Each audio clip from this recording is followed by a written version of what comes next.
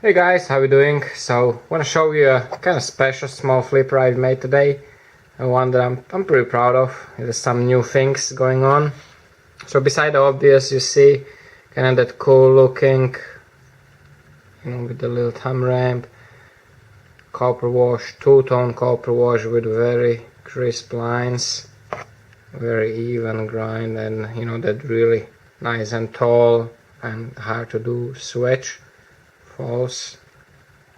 That nice top flattened, a little bit of jimping. Really happy about the grind, it just came out very crisp and just, perfect. I think it's perfect. The swedge is nice and even. It's kind of hard to show. Very small little bevel, so definitely a performer again, just like all of them.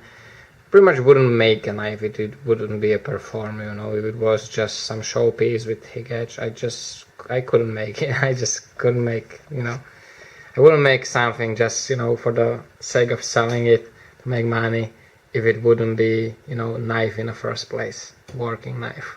That's just me. Really cool that copper wash came up pretty sweet. This side is even better. This one is just perfect. This is what I was talking about last time, I think. Sometimes you have that kind of like a random spots that wear out more in the stone wash, but nevertheless I think it's pretty cool look to it on those flats. You have a little hole pattern, just a simple hole pattern, kind of skip, large, small, large, small, large on the crisscross, or whatever you call it, wave kind of. Fitting the large ones in the large flat areas, and then I did the kind of same pattern. It's that chamfer, the I'm not sure you would jagged chamfer. I think that would be kind of fitting name for it. It's the one where you leave the little vibrate the handle as you're doing the chamfer with the carbide ball, and it does this little kind of like a sun or flower design to it. It's when you use the tool the improper way. But it is actually very sought after. I personally love it. I know some people don't like it. I actually think some people think that you do it, like not knowingly, and know how to do it, but it's still tricky, because you kind of have to mess up on purpose. And if it for some reason grabs correctly and just does nice and smooth chamfer, I mean that's it. You cannot just make it go bad again. Make this again. So if one of these would happen to go nice and smooth, I would have to just redo them all smooth and go with the smooth pattern. But I really wanted to do that jagged chamfer, and I think it came out nice.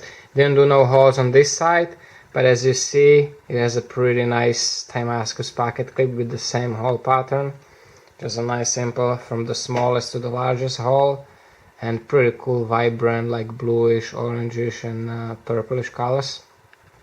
Have a little piece, actually it's microscopically sticking out above the handle. Idea behind it is kind of like a glass break, just to give it a little metal point on the bottom.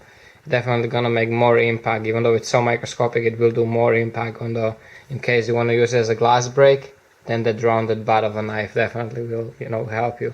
Just like that. And it's not obtrusive, it's not like it's poking or sharp or anything. It's nicely rounded. But in the case you want to use the knife as a glass break, it will give you a little advantage. It's not gonna last, you're gonna squish it, but it's gonna help you break the glass.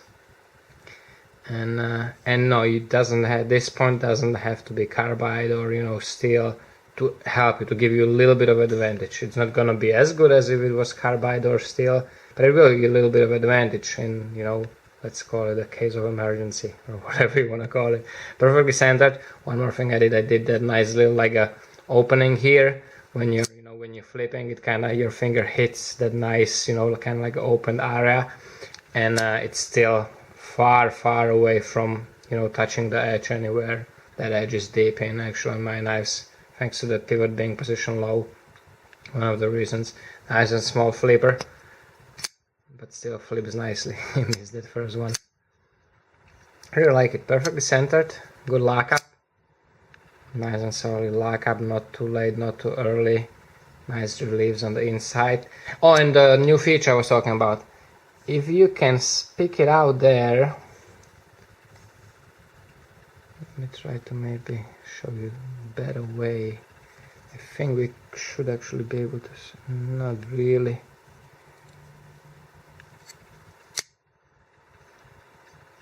Here you can see from this position, if the camera will focus. Come on, camera.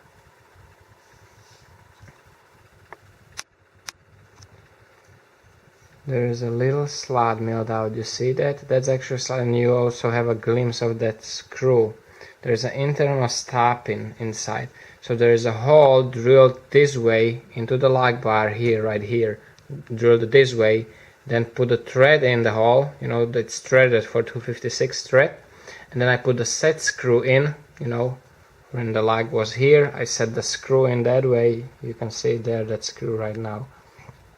And then I milled out the little slot there, so when it's in disengaged position, the screw is just sitting in the milled out slot. But what it does is you physically cannot press the lock bar now all the way in, you know, it stops you right there. It stops you pretty much even with the outside scale. But you know, internally it works just the same way, you know, it goes in and everything. Plus if you for whatever reason, you know, were to squish it this way, so when you put the negative forces this way, it kind of hits the back wall of the milled out portion, and it also kind of stabilizes the lock. It helps to deal with the forces this way, in the negative forces.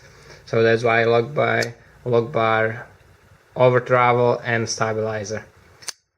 So kind of cool new features. Especially the stabilizer. I think I will, it's not that hard, so I think I will be doing this on every one, you know, beside being my pocket lips. It's nice on this one because this pocket lip is not as big as mine normally are. Normally my pocket lip actually goes a little bit beyond the lock relief, so it actually acts as a over travel help.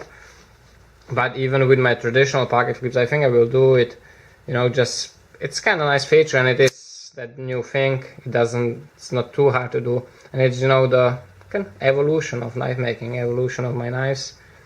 I think it's always good to move forward rather than backward, or just stay on one place. So guys, I hope you enjoyed it.